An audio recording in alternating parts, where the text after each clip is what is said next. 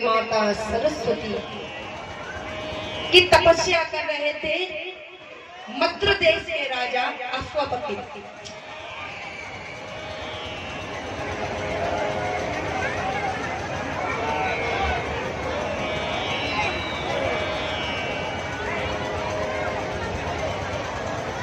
बोले मद्र देश के राजा अश्वपति और उनके पत्नी का नाम था मालती। आज माता ममत्व के लिए रुदन कर रही है, ममता के लिए रुदन कर रही है। अश्वपति को कोई संतान नहीं थी, राजा अश्वपति को कोई संतान नहीं थी। तो क्या हुआ? बोले अश्वपति दुखी होकर के संतान की कामना करते हुए आज भगवान की साधना करने लगे। भगवान की कृपा से पाराशर ऋषि, पाराशर मुनि उनके गांव में आए। आज उनसे भेंट हुई तो हाथ जोड़कर के प्रार्थना की कि हे मुनिवर, मेरे कोई संतान नहीं है, मैं बहुत दुखी हूँ। मैं जानता हूँ मुक्ति का कारण संतान नहीं होती, लेकिन मैं फिर भी दुखी हूँ। अगर आपकी कृपा हो जाए तो मैं संतान सुख को प्राप्त करूँ। तो बोले मैं कुछ नहीं करता, आप जो करता धरता है ऐसी परमेश्वरी जगदेश्वरी उन जगत जननी माँ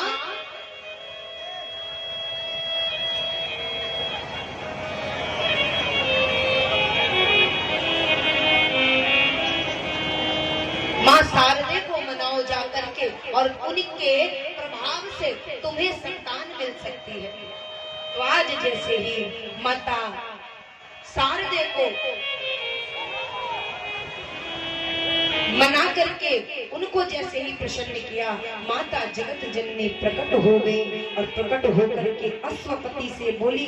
अश्वपति हाथ जोड़ करके माता के सामने प्रार्थना करने लगे।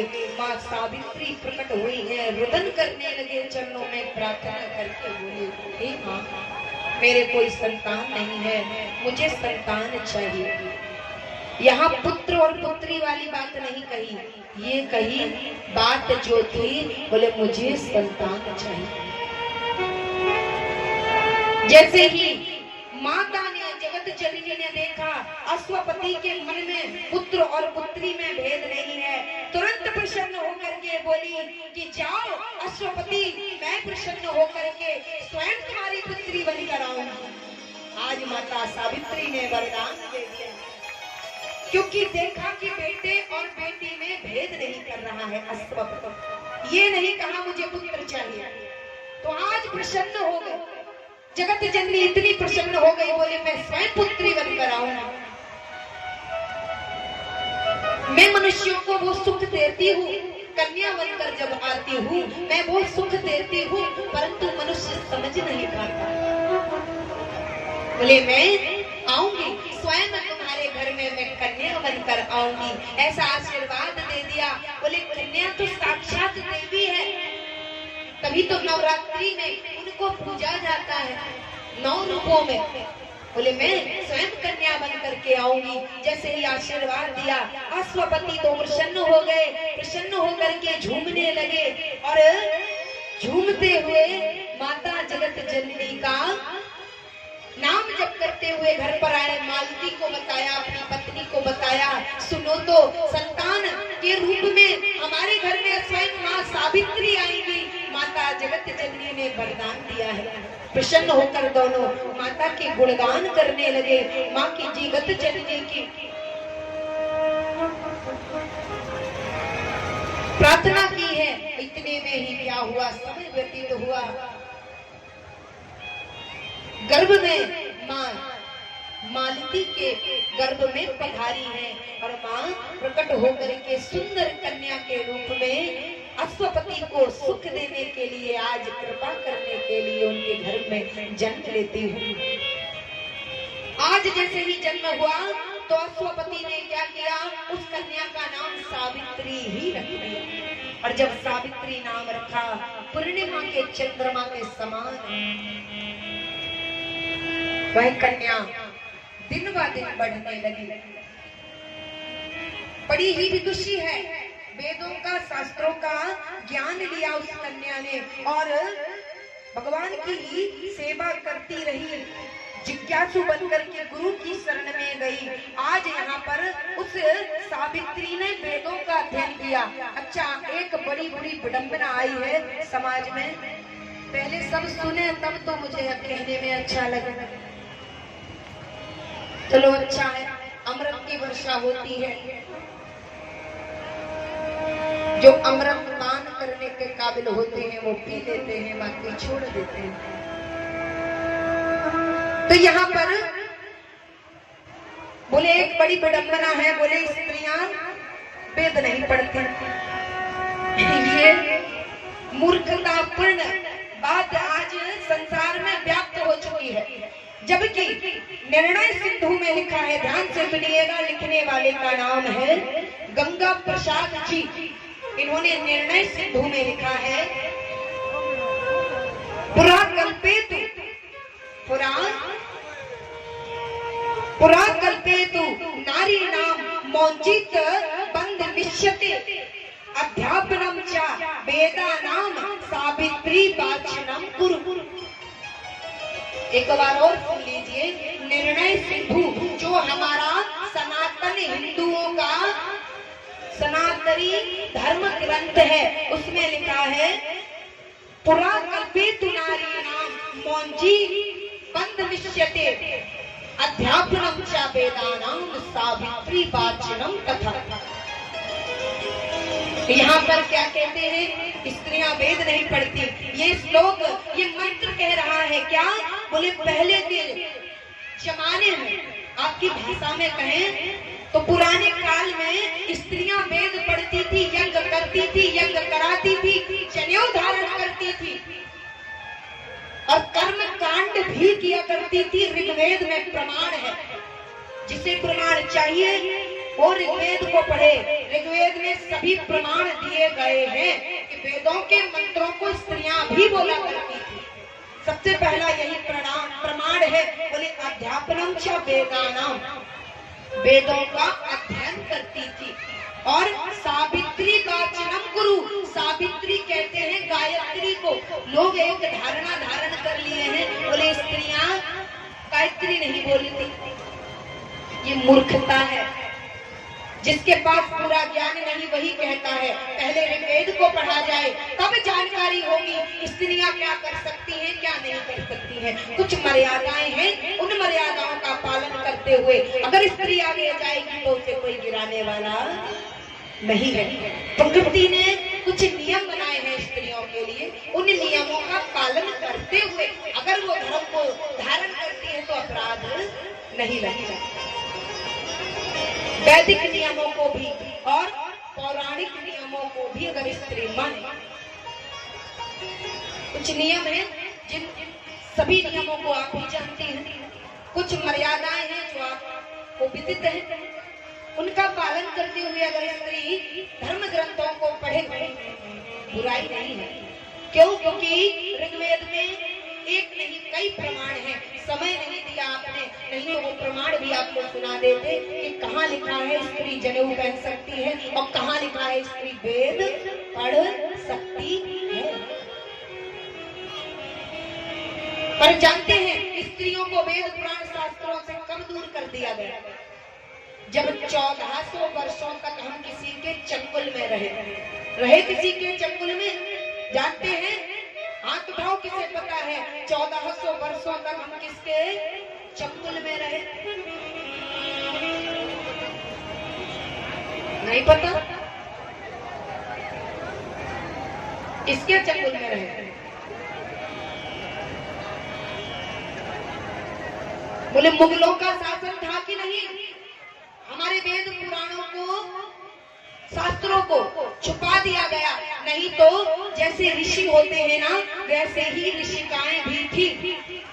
एक नहीं हजारों ऋषिकाएं थी जो ऋषियों के साथ साथ वेदों को लिखती भी थी और पढ़ती भी थी।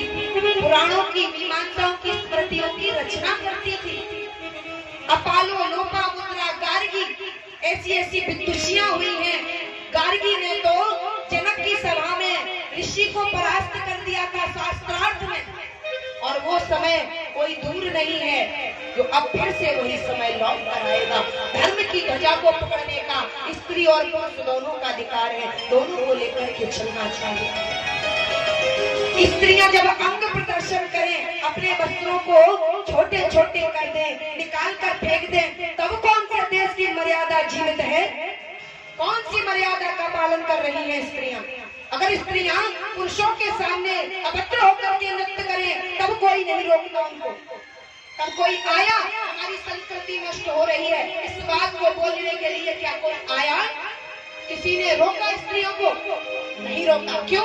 क्योंकि आपकी भोग की वस्तु आपने उसे समझ रखा है, आपके नेत्रों को सुख मिल रहा है, आपने नहीं रोका। हमारे वेदों में लिखा है, हे स्त्री तू अपने नेत्रों को झुका करके चल, हे स्त्री तू अपने नेत्रों को झुका करके चल और इतने बड़े वस्त्रों को धारण कर कि समस्त सृष्टि तेरे वस्त्र में छुप जाए, तेरे अंग का प्रदर्शन न हो, ऐसे वस्त्रों को तू धारण कर।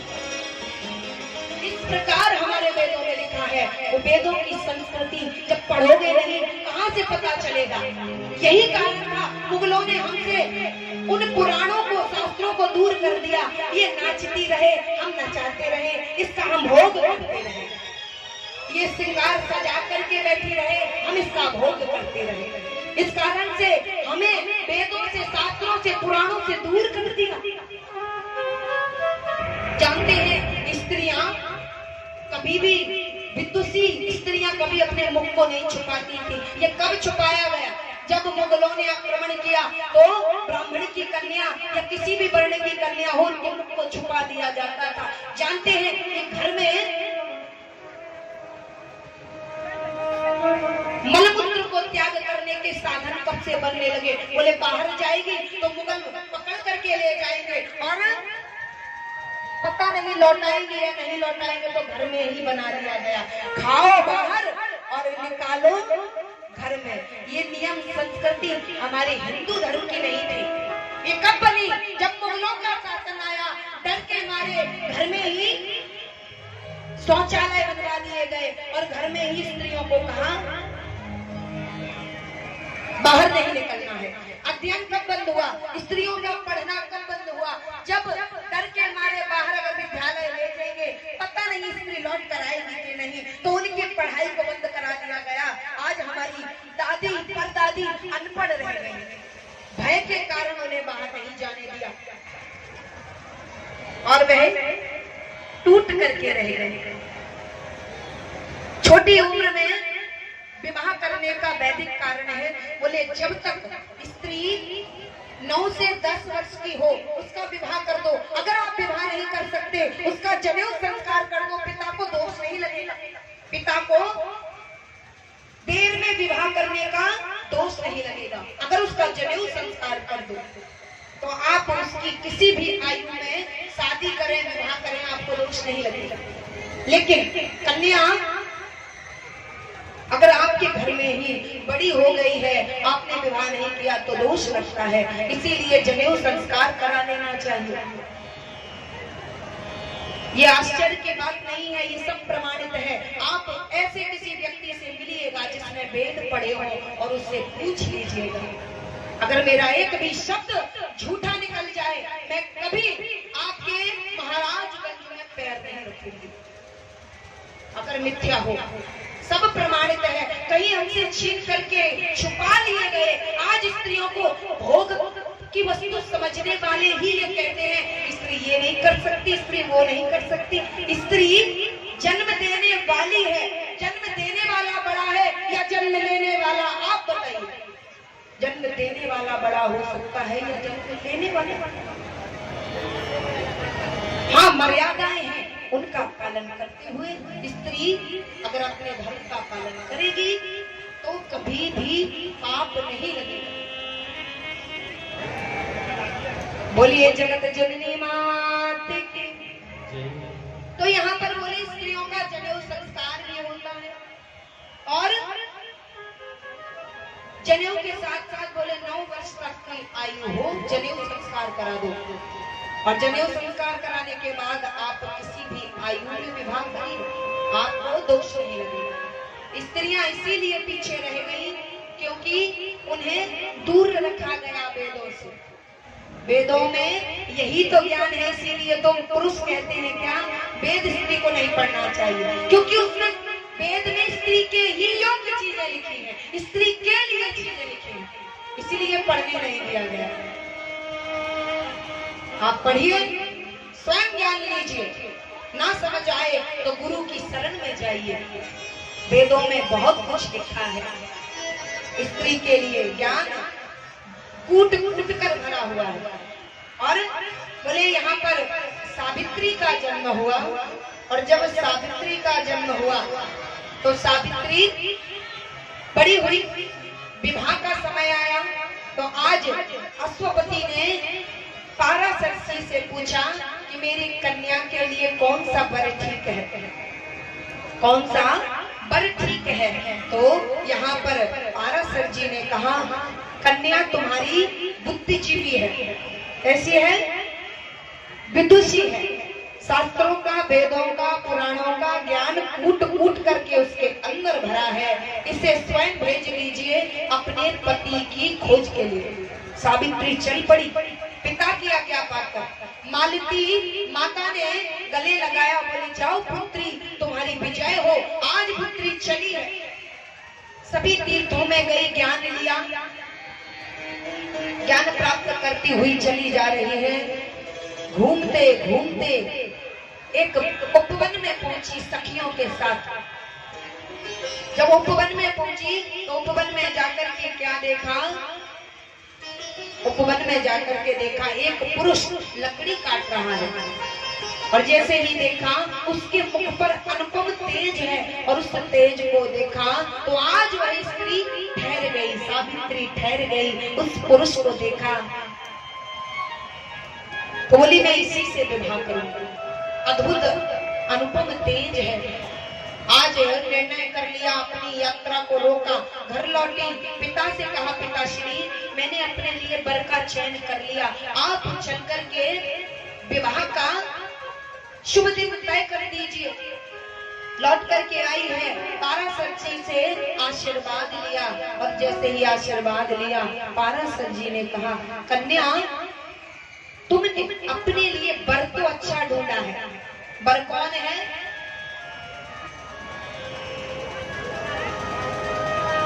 क्या बात है, जोरदार तालियां। बोले सत्यवान को देखा, और जैसे ही बोले वर का चयन कर लिया है, तो आज सत्यवान को देख करके पाराशर जी ने कहा, वर तो अच्छा चुना है, लेकिन बेटा तुम विवाह क्यों करना चाहती हो। बोले मैं विवाह करना चाहती हूँ ईश्वर, मैं अपने धर्म का पालन करने के लिए जन्मी हूँ, मैं विवाह करूंगी।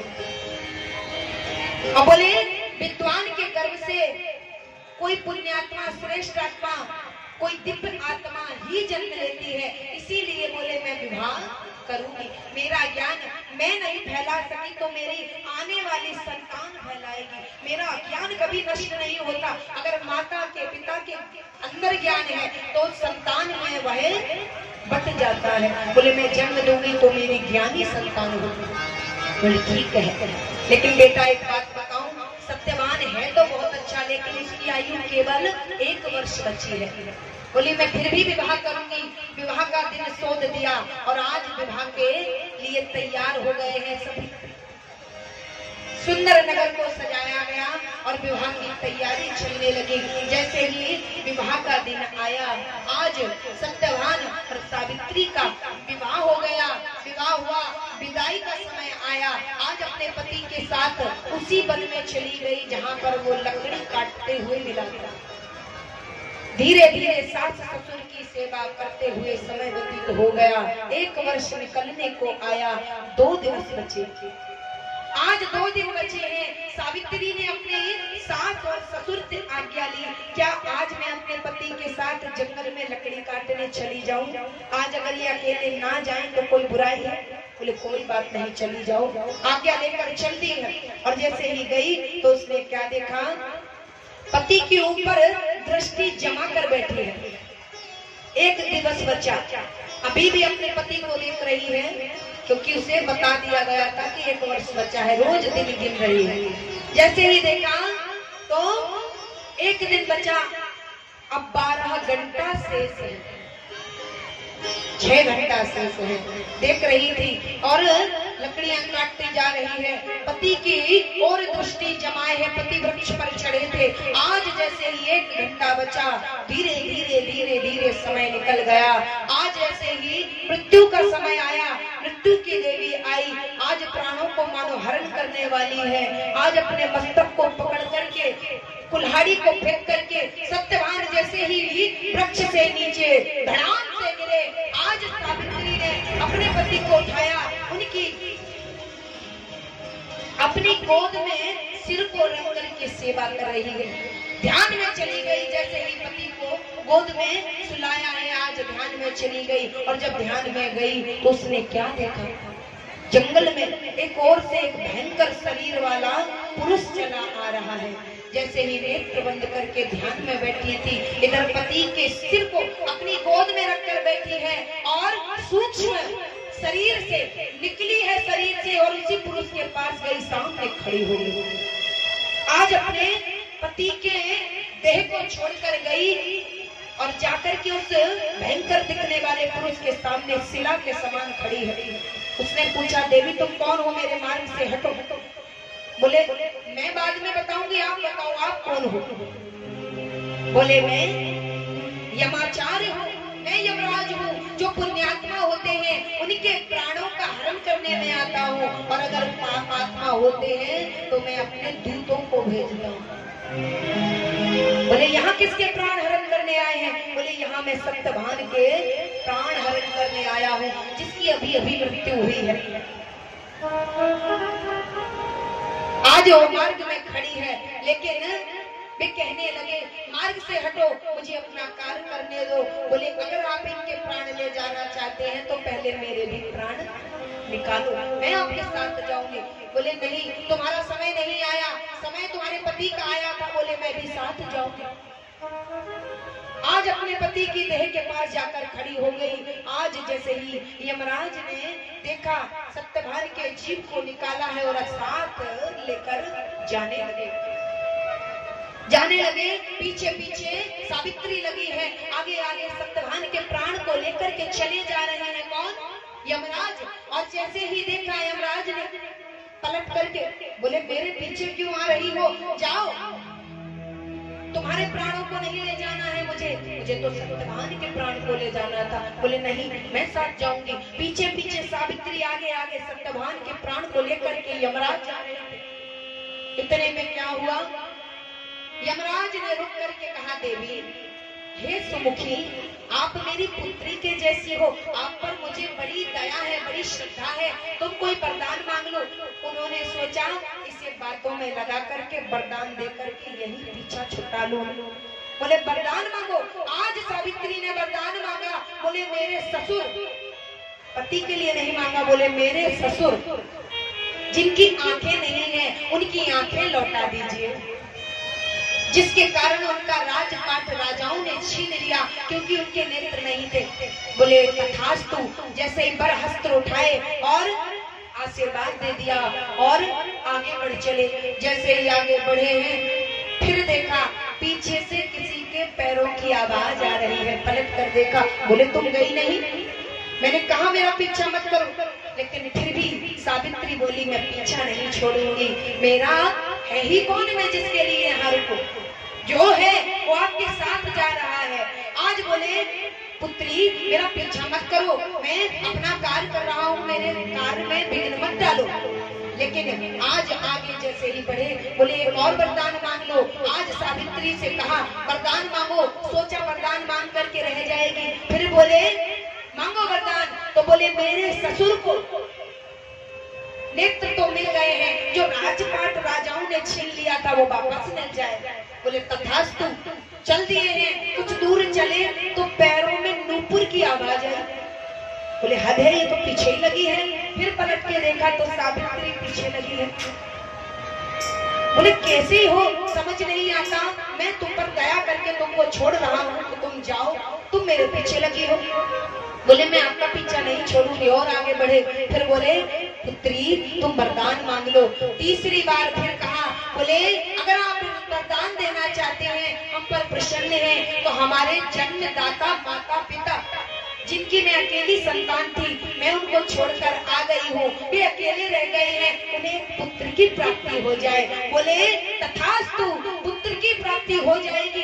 आज बोले अब जाओ, लौट जाओ, आगे बढ़े और कुछ दूर चले, फिर से घुंघरुओं की आवाज सुनी। पलट कर देखे, बोले अब तो चली गई होगी, देखा तो पीछे से चली आ रही है सावित्री। बोले हद है पुत्री, अब मैं ब्रह्मलोक में प्रवेश करने वाला हूँ। कोई भी ब्रह्मलोक में प्रवेश नहीं कर सकता, उसे शरीर छोड़ना होता है। और जैसे ही वरदान देकर आगे बढ़े, ब्रह्मलोक में प्रवेश कर गए। पीछे से सावित्री चली जा रही थी, सावित्री बड़ी आसानी से ब्रह्मलोक में प्रवेश कर गई।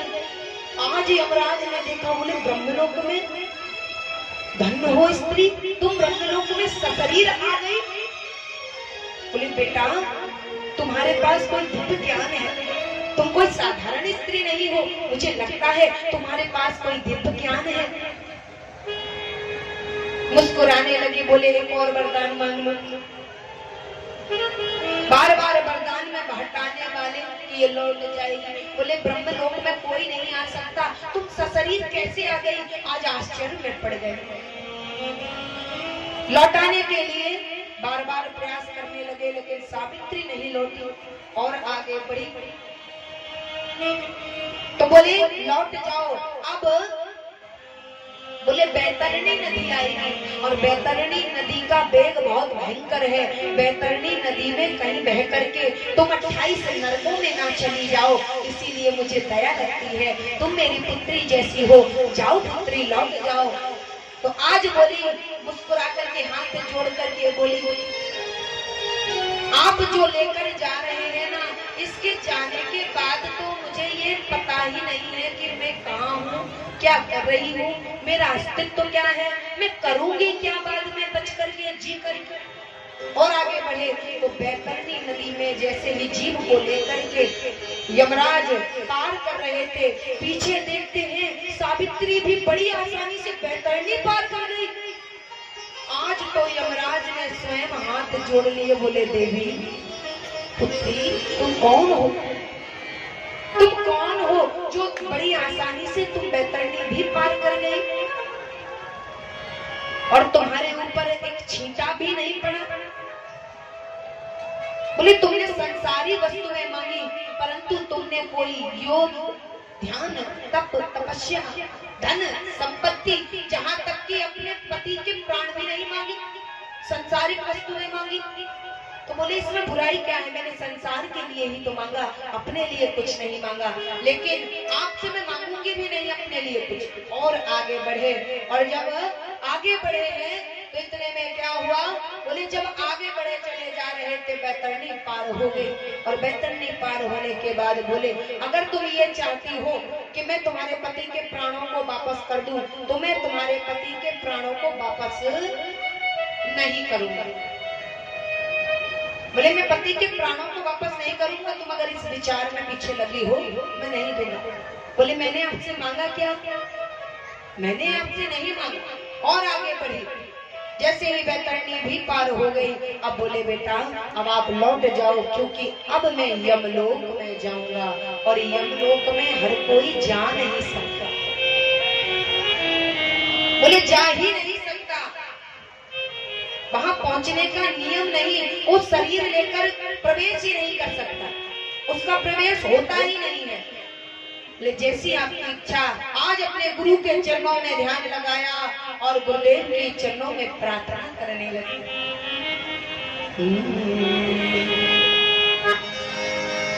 अब तक तो निभाया है,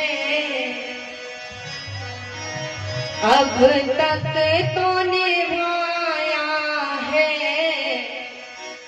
आगे भी निभा देना।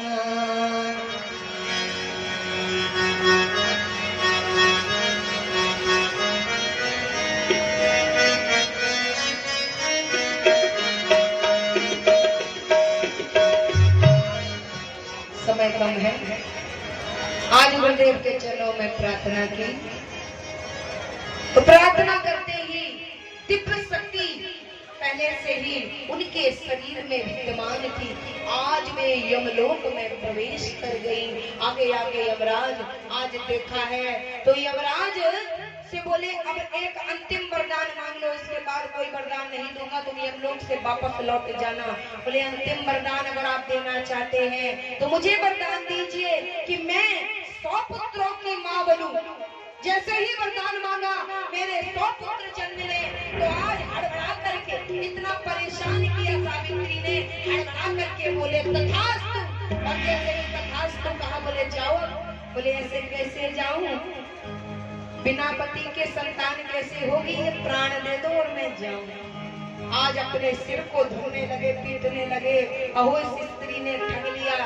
आज सत्यवान के प्राण दे दिए हैं और प्राणों को लेकर के सावित्री वापस चली आई है। और जैसे ही प्राणों को लेकर के सावित्री लौटी है, उसी समय क्या हुआ,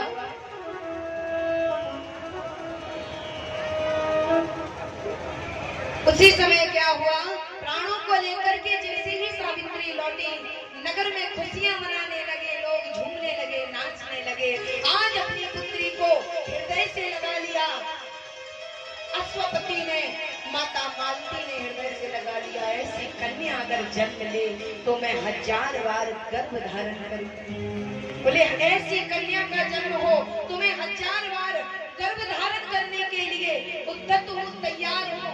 मैं वो मां नहीं हूं जो गर्भ को पता लगाते ही कन्या है गिरा देती है। बोले मैं वो मां नहीं हूं, मैं 1000 बार कन्या को, ऐसी कन्या को मैं गर्भ में धारण। खुशियां मनाई जाने लगी।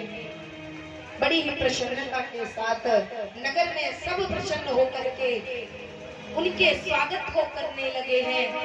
भगवान की साक्षात कृपा हुई और यहाँ पर सत्यवान के प्राणों को बचा करके